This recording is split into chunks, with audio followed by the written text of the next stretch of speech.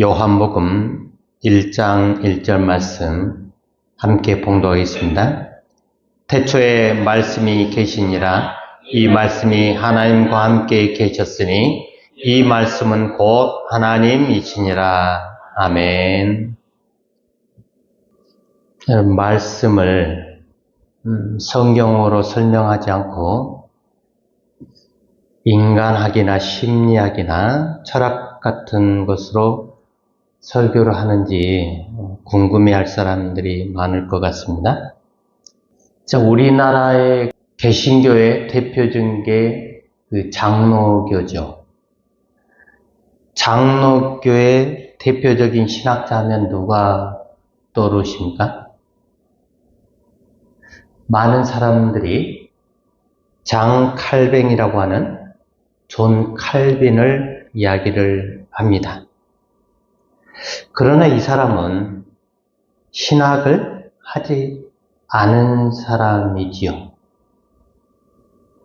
루터하고 칼빈은 아주 위대한 종교 개혁자들인데, 루터는 신학을 했지만 칼빈은 신학을 공부한 적이 없습니다.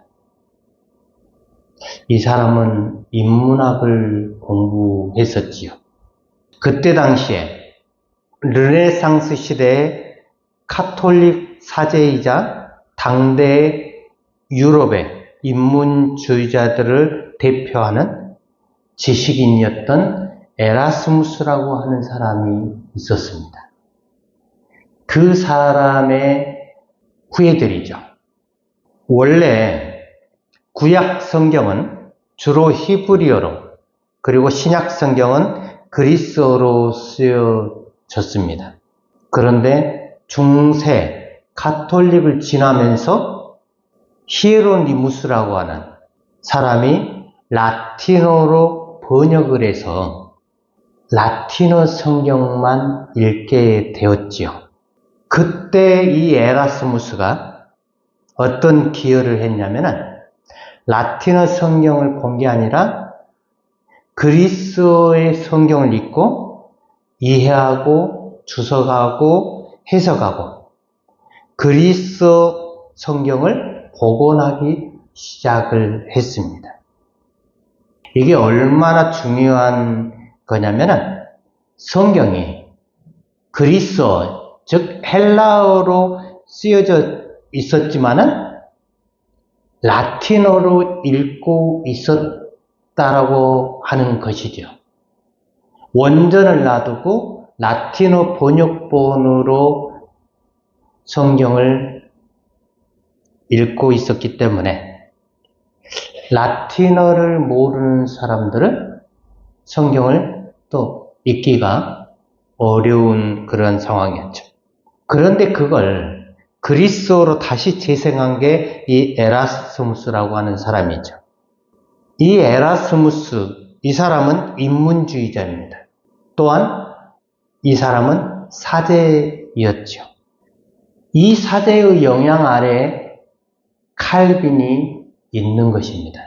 그래서 오늘날 우리 한국 개신교에서 가장 많은 숫자를 차지하고 있는 그 장로교 신학의 기초가 되는 분이 바로 이 칼빈이지만, 칼빈은 한 번도 신학을 공부한 적이 없고 인문학을 공부했다.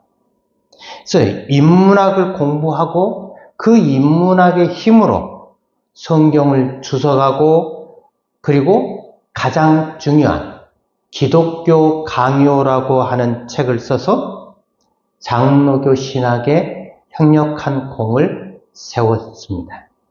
더 올라가 보면은 중세의 기독교 신학자이자 스콜라 철학의 창시자였던 안셀무스라고 하는 사람이 있지요.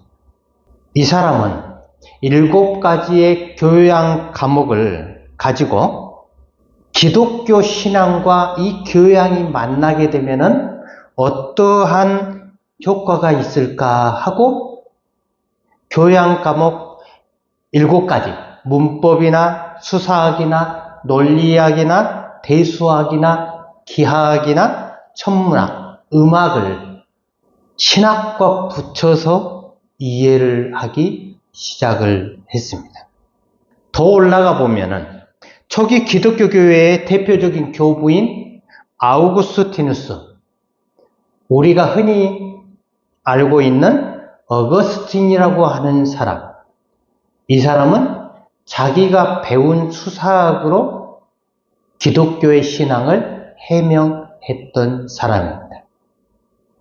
더 올라가면은 신약 성경에 등장하는 바울이라고 하는 사람이 있습니다. 바울의 편지 가운데서 수사학이 가장 잘 드러난 부분이 고린도전서 1장부터 4장인데 거기에 당시 수사학의 정수가 들어있지요. 고린도전서 1장 21절에 하나님의 지혜에 있어서는 이 세상이 자기 지혜로 하나님을 알지 못하므로 하나님께서 전도에 미련한 것으로 믿는 자들을 구원하시기를 기뻐하셨도다. 이 말은 전형적인 수사입니다. 예수님도 말씀을 하실 때 비유로 말씀을 하셨지요. 그래서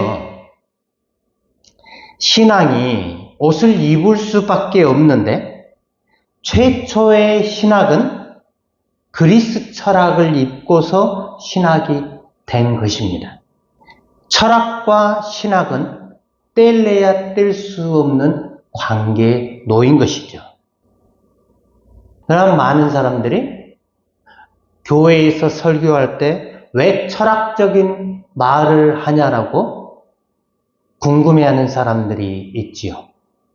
우리나라에 와서 이 신학이 원래 가지고 있었던 그 옷을 갈아입게 되지요. 복음이 다른 옷을 입고 그 땅에 꽃을 피우게 되는데 이걸 가리켜서 학자들은 토착화라고 하는 단어를 씁니다. 그래서 복음의 전파는 토착화가 되어야만이 그 땅에서 꽃을 피울 수가 있지요. 그래서 토착화가 없는 신학이라고 하는 것은 존재하지가 않습니다. 쉬운 예로 우리나라의 그 새벽 기도회라고 하는 것을 하고 있지요. 물론 예수님도 성경에 보면은 새벽 기도를 했다고 나오지만 전 세계 많은 나라 중에 새벽 기도회를 하는 나라는 우리나라밖에 없습니다. 그 이유가 뭐냐? 그것은 누가 부정하려고 해도 부정할 수 없는, 예전에 어머니들이 아침에 정화수를 떠놓고 빌었던 전통을 기독교가 그대로 수용을 한 것이죠. 새벽 기도회라는 이름으로. 이게 우리 기독교의 역사입니다. 또한 오늘 본문 말씀 요한복음 1장 1절은 태초에 말씀이 계시니라. 이 말씀이 하나님과 함께 계셨으니 이 말씀은 곧 하나님이시니라. 여기에 나온 태초에 말씀이 계시니라. 헬라어 원문을 보면은 엔 아르케 엔 호 로고스라고 하는 단어죠. 근데 이 로고스라고 하는 단어, 이 단어는 서양 철학에서 주로 이성을 가리켜서 로고스라고 했습니다. 또한 질서를 로고스로 봤지요. 그런데 우리는 로고스가 왜 말씀이 되었는지에 대해서는 간과하지요. 철학에서 이미 이들이 로고스를 이성이나 질서로 그러한 형태로 알고 있었던 그 단어가 성경에 로고스라고 하는 단어를 왜 썼는지, 그걸 말씀이라고 하는 용어로 썼는지 그 이유를 알아야 되지요. 무작정 로고스가 말씀이다라고 해버리면은 단순한 암기밖에 될 수가 없습니다.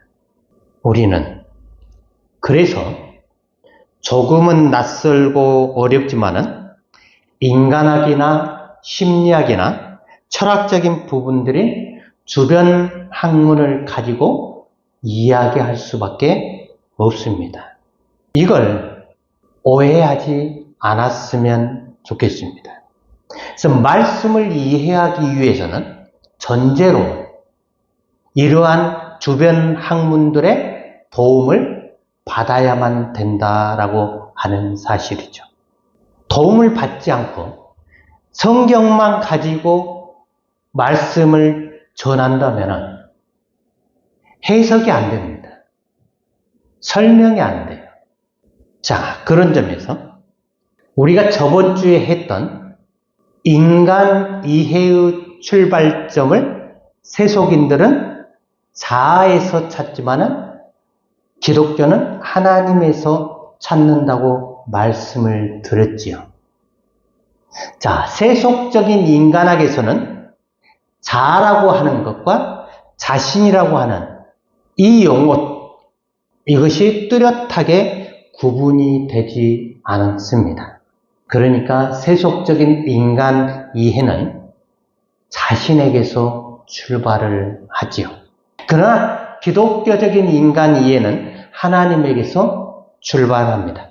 자, 우리는 하나님을 나와 다른 상대로 이해를 한다면 기독교적인 인간학은 인간 이해를 상대에서 출발한다고 해야 합니다.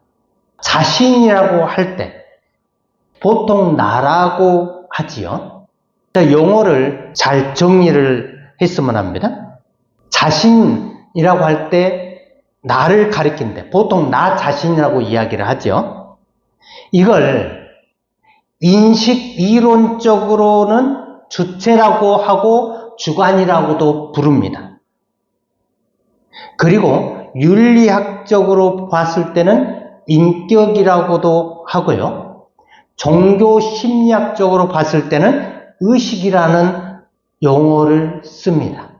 또한 언어학적으로 봤을 때는 주어라고 부르지요. 또한 신앙적인 말로 바꾸면은 영이라는 말과 영혼이라고 할 수가 있습니다. 이 용어가 철학에서는 정신이라고 하는 용어로 표현이 되기도 합니다. 그러므로 자신이라고 하는, 나라고 하는 것은 주체일 수도 있고 주관이기도 하고 인격이기도 하고 의식이기도 하고 주어이기도 하고 영과 영혼이 되고 정신이 되는 이 말들은 서로 다른 말들이 아니라 같은 말을 학자들이 자기들이 사용하는 그 분야에서 각자가 다른 말로 쓰고 있다라고 보면 되는 겁니다. 그래서 우리는 실제성을 이해하기 위해서 가장 대조적인, 실제성과 대조적인 개념을 파악하는 것이 필요하지요. 그것은 바로 진리 개념이라고 하는 말입니다. 통상적으로 진리 문제라고 하는 것은 무엇이 옳으냐, 그르냐를 취급을 하지요. 종국에는 무엇이 선이고 무엇이 악인가를 규정을 하는 겁니다. 옳은 것은 선이고 그른 것은 악이 되는 겁니다. 그래서 특히 플라톤 철학에서 두드러진 사실은 옳고 그름의 잣대가 유용함이라고 하는 것에 있습니다. 즉 인간에게 유용한 것이 옳은 것이고 선이 된다라고 하는 거죠. 결국은 진리의 잣대가 그것이 인간에게 얼마나 유용한가에 따라서 바뀌게 되는 것이죠. 그래서 그 유용성은 항시요 변할 수가 있습니다.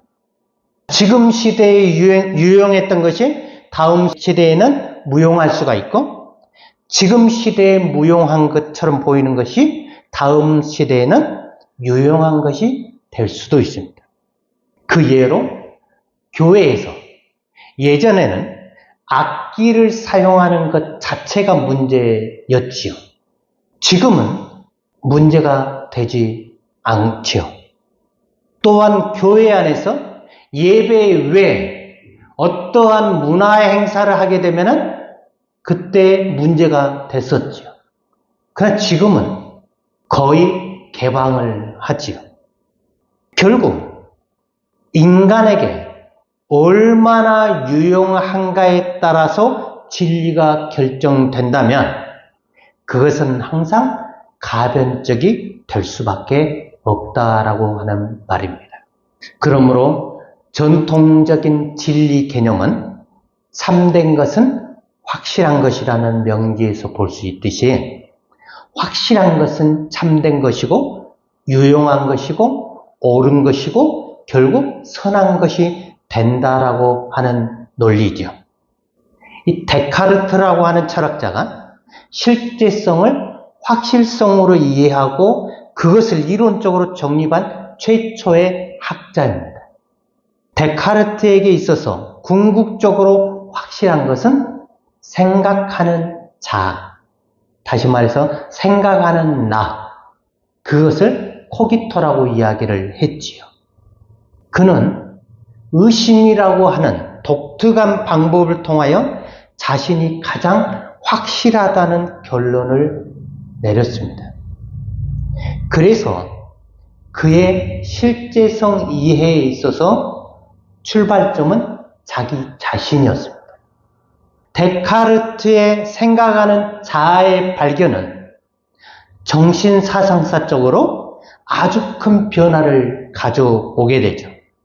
즉 인간은 근대 이전의 인간과 근대 이후의 인간으로 구분시키는 발견이었습니다.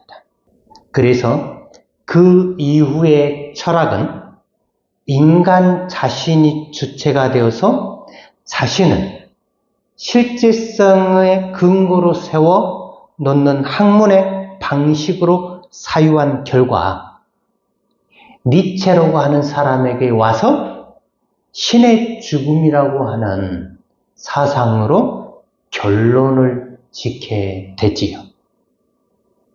신의 죽음은 결국 포스트 모던의 사상의 핵심적인 동인이 되는데 신은 더 이상 인간의 주인이 아니라 오히려 인간이 신의 실제성을 결정하는 주인이 되었다라고 하는 것이죠.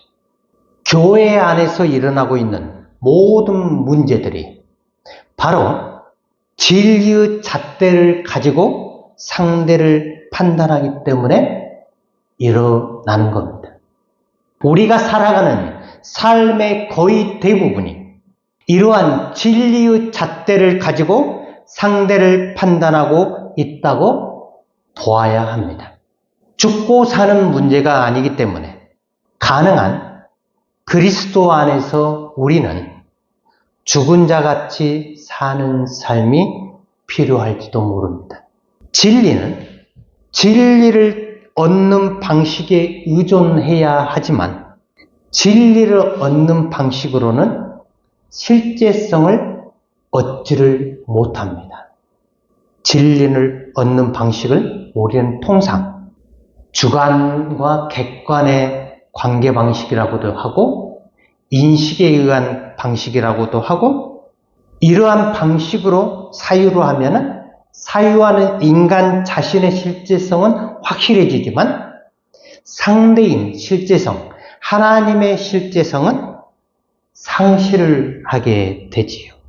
그러므로 실제성을 얻는 방식은 주관과 주관의 관계 방식이라고 이야기를 하고 인격에 의한 방식이라고 부르기도 하지요. 자, 이것은 현대 사상에서 주로 취급되는 사유의 방식으로서 다르게 변하면 나와 너의 관계 방식이라고 부르기도 합니다. 특히 현대 신학자들은 주로 이 방식을 통해서 성경과 신조를 해석하였고 신학을 조직하려고 노력을 하지요. 그렇다면 나와 너의 관계 방식이 왜 발견되었고 왜 필요하고 그리고 그 의미는 무엇이냐? 이거는 종교 심리학과 실존주의 철학의 도움을 받아서 살펴보기를 원합니다. 우선 고려되어야 할 것은 종교 심리학과 실존주의 철학이 기독교적이냐를 누가 묻는다면 그것이 기독교적이다 혹은 아니다라고 대답할 수가 없습니다. 왜냐하면 신학과 심리학은 서로 다른 학문의 차원이고 무엇보다도 심리학은 기독교의 교리를 신앙적으로 설명하는 학문이 아니기 때문에 그렇습니다. 실존주의 철학도 마찬가지죠. 그래서 이것들이 비기독교적이기 때문에 다루지 말라고 한다면 신학은 더 이상 주변 학문에 관심을 가질 필요가 전혀 없을 것이다 라고 하는 겁니다. 융의 심리학은 프로이드의 심리학과 함께 금색의 위대한 발견을 담고 있지요. 그의 이론 가운데 우리에게 관심을 주는 부분이 바로 집단 무의식이라고 하는 겁니다. 이것은 개인 무의식과 달리 보편적이고 원초적인 세계의 실제성을 암시하고 있습니다. 인간의 영혼은 의식과 무의식의 세계로 구성되어 있는데 무의식에는 억압된 성적인 욕구나 충동만 있다라고 봤던 프로이드와는 달리 융은 종교적 원천과 같은 창조적 가능성이 있다고 보았었지요. 그래서 이것을 가리켜 원형이라고 명했습니다. 이것은 모든 인류의 태초의 시간부터 내지하는 무엇이고 인간 정신의 본능적인 힘의 원천이며 여기에서 인간의 모든 행위의 유형이나 범주가 기인한다고 봤지요. 그래서 종교적인 체험은 바로 이 의식과 집단 무의식과의 만남에서 비롯된다고 봅니다. 자, 우리가 또 하나 주목해야 할 것이 하이데거의 그 실존 철학에서 논하는 무라고 하는 것이죠. 그에 의하면 존재는 시간 속에서 또는 시간으로서 스스로를 드러내는데 인간은 이것을 불안과 염려라고 하는 형태로 접하고 있습니다. 그래서 불안과 염려라고 하는 형태로 있는 한 존재는 무라고 하는 거죠.